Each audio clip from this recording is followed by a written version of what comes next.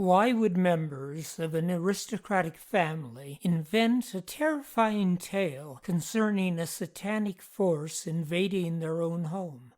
Could it be to cover up a much more embarrassing incident?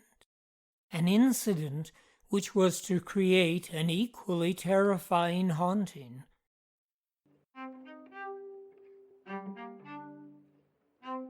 This is Mark Lyon. Welcome to the other realm. Throughout my life, I have collected true accounts left to us by those who have inadvertently crossed the invisible threshold from our world into the realm of the supernatural and returned to tell the tale. These are their stories.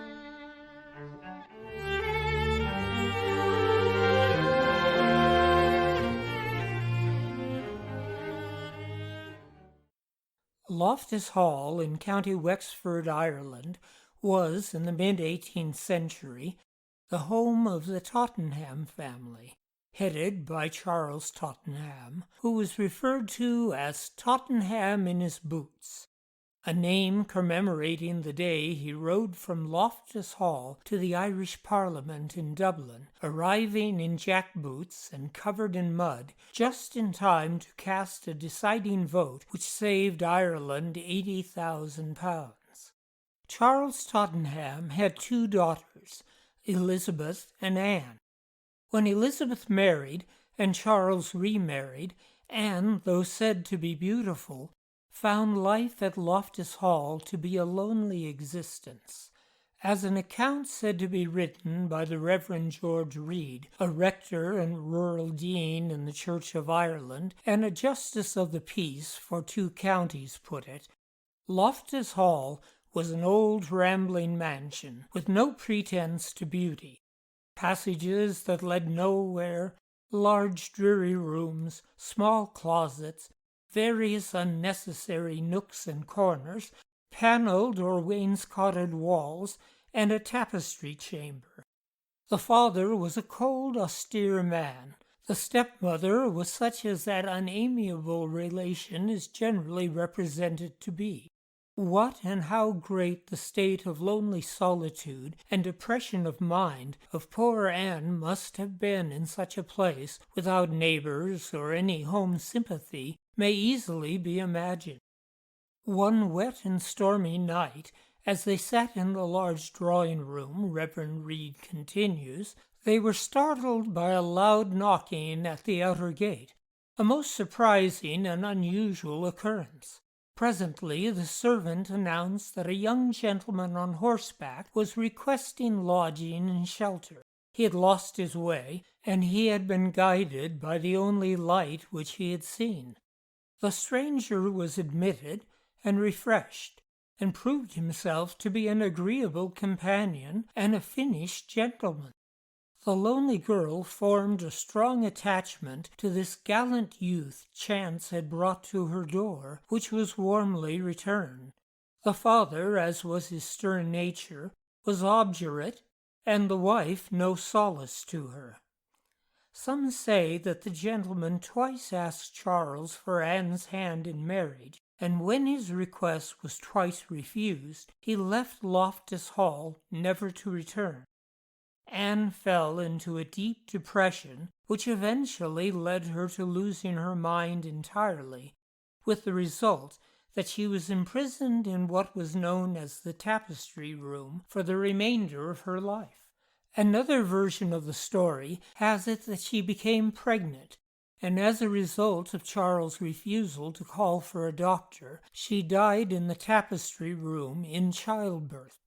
To continue with Reverend Reed's account, a strange legend was at once invented to account for this calamity. It tells how the horseman proved to be such an agreeable acquisition that he was invited to remain some days, and made himself quite at home. And as there were now 4 in number, whist was proposed in the evenings. The stranger, however, with Anne as his partner, invariably won every point. The old couple never had the smallest success.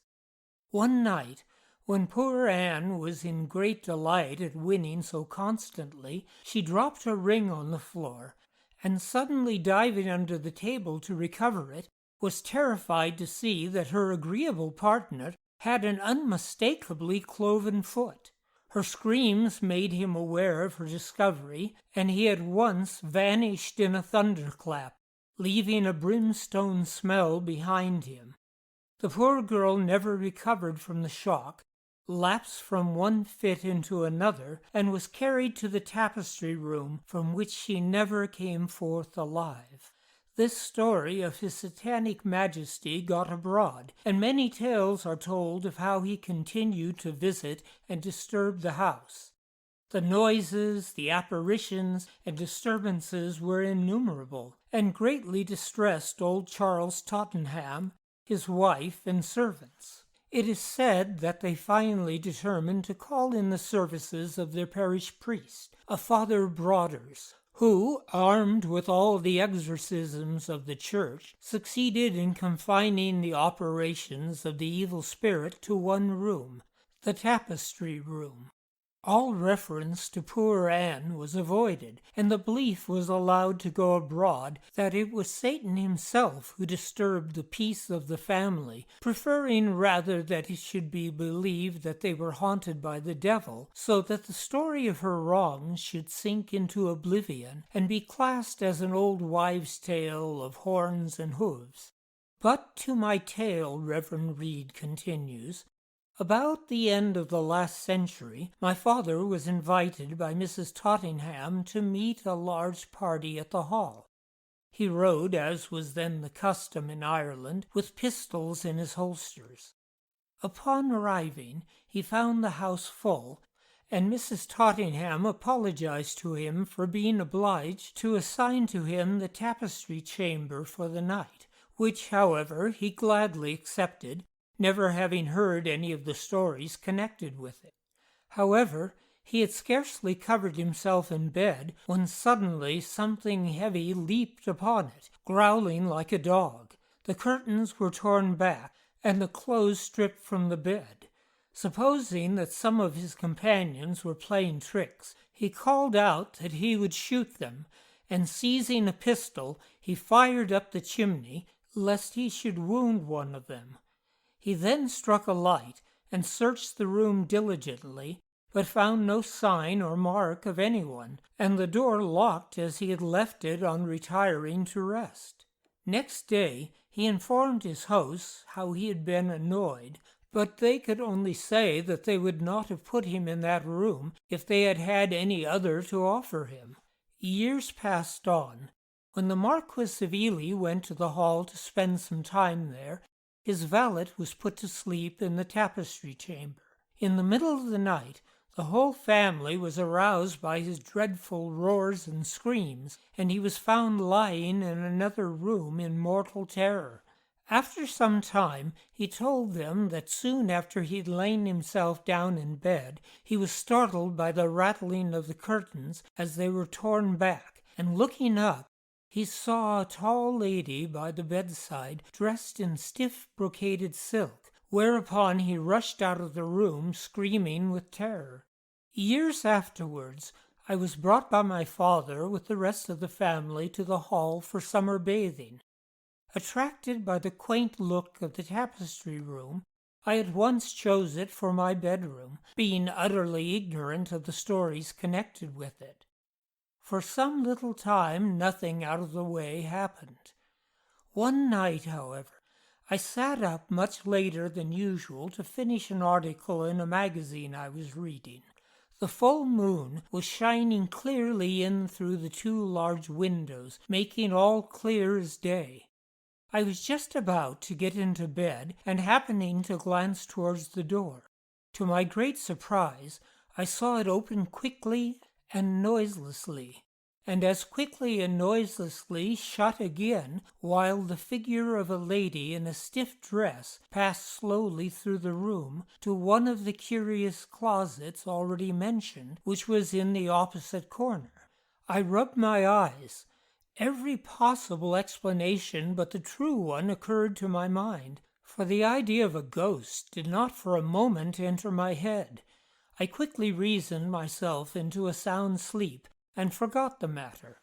The next night I again sat up late in my bedroom, preparing a gun and ammunition to go and shoot seabirds early next morning, when the door again opened and shut in the same noiseless manner, and the same tall lady proceeded to cross the room, quietly and deliberately as before, towards the closet. I instantly rushed at her and threw my right arm around her, exclaiming, "Ha! I have you now!" To my utter astonishment, my arm passed through her and came with a thud against the bedpost, at which spot she then was. The figure quickened its pace, and as it passed, the skirt of its dress lapped against the curtain, and I marked distinctly the pattern of her gown, a stiff brocaded silk. The ghostly solution of the problem did not yet enter my mind. However, I told the story at breakfast next morning. My father, who had himself suffered from the lady's visit so long before, never said a word, and it passed to some folly of mine. So slight was the impression it made on me at the time, that though I slept many a night after in the room, I never thought of watching or looking out for anything. Years later I was again a guest at the Hall. The Marquis of Ely and his family, with a large retinue of servants, filled the house to overflowing. As I passed the housekeeper's room, I heard the valet say, "What? I to sleep in the tapestry chamber? Never! I will leave my lord's service before I sleep there." At once my former experience in that room flashed upon my mind. I had never thought of it during the interval, and was still utterly ignorant of Anne Tottenham. So when the housekeeper was gone, I spoke to the valet and said, "Tell me why you will not sleep in the tapestry room, as I have a particular reason for asking." He said, "Is it possible that you do not know that Miss Tottenham passes through that room every night, and dressed in a stiff flowered silk dress, enters the closet in the corner?" I replied that I had never heard a word of her till now, but that I had, a few years before, twice seen a figure exactly like what he had described, and passed my arm through her body. "Yes," he said, "that was Miss Tottenham, and as is well known, she was confined mad in that room, and died there, and they say was buried in that closet." Time wore on, and another generation arose. Another owner possessed the property, the grandson of my friend, he then being a child who came with his mother, the Marchioness of Ely, and his tutor, the Reverend Charles Dale, to the Hall for the bathing season. Mr. Dale was no imaginative person, a solid, steady, highly educated English clergyman who had never even heard the name of Miss Tottenham. The tapestry room was his bedchamber. One day in late autumn of that year, I received a letter from the then uncle of the Marquis, saying, "Do tell me what it was you saw long ago in the tapestry chamber." For something strange must have happened to the Reverend Charles Dale, as he came to breakfast quite mystified. Something very strange must have occurred, but he will not tell us. He seems quite nervous, and in short is determined to give up his tutorship and return to England. Every year something mysterious has happened to any person who slept in that room, but they always kept it close. A Wexford gentleman slept there a short while ago. He had a splendid dressing case fitted with gold and silver articles, which he left carefully locked on his table at night.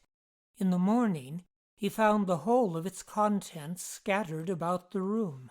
Upon hearing this, I determined to write to the Reverend Charles Dale, then incumbent of a parish near Dover, telling him what had occurred to myself in the room, and that the evidence of supernatural appearances there were so strong, and continued for several generations, that I was anxious to put them together, and I would consider it a great endeavor if he would tell me if anything had happened to him in the room, and of what nature.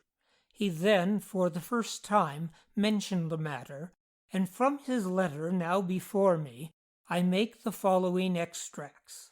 For 3 weeks I experienced no inconvenience from the lady, but one night, just before we were about to leave, I sat up very late. It was just 1 o'clock when I retired to my bedroom, a beautiful moonlight night. I locked my door and saw that the shutters were properly fastened, as I did every night. I had not lain myself down more than 5 minutes before something jumped on the bed, making a growling noise. The bedclothes were pulled off, though I strongly resisted the pull. I immediately sprang out of bed, lighted my candle, looked into the closet and under the bed, but saw nothing. Mr. Dale goes on to say that he endeavored to account for it in some such ways as I had formerly done, having never up to that time heard one word of the lady and her doings in that room. He adds, I did not see the lady or hear any noise but the growling.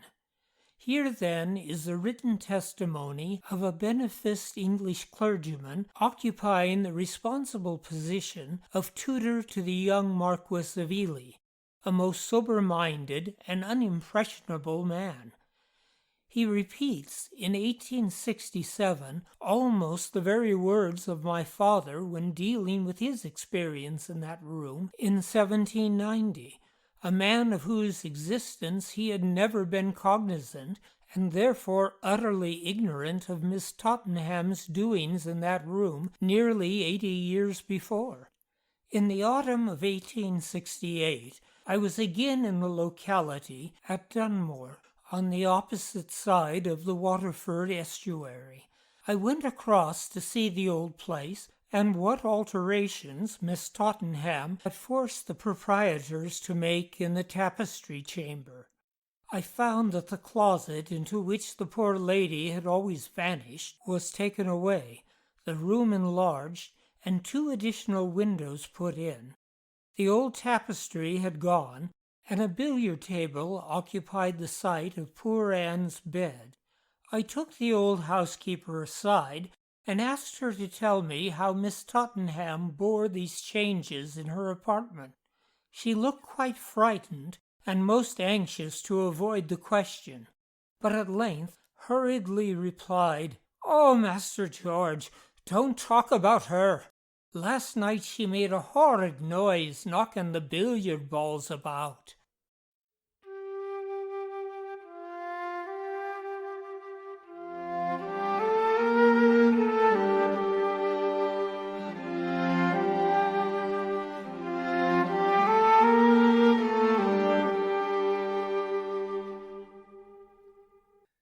This is Mark Lyon, inviting you to join me on the first day of every month as we explore more true tales from the other realm. The Other Realm is a production of Wind Whistle Theatre. Our music was composed by Dan Heflin.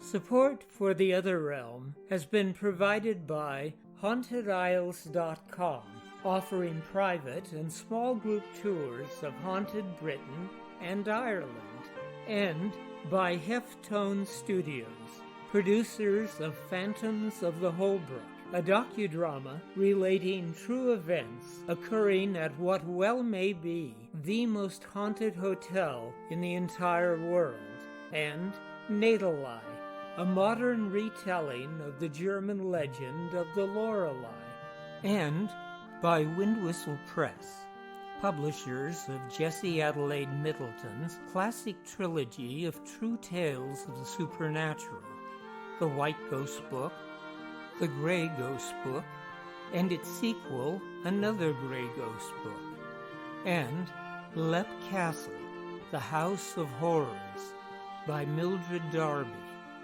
and San Francisco Ghosts by Mark Lyon.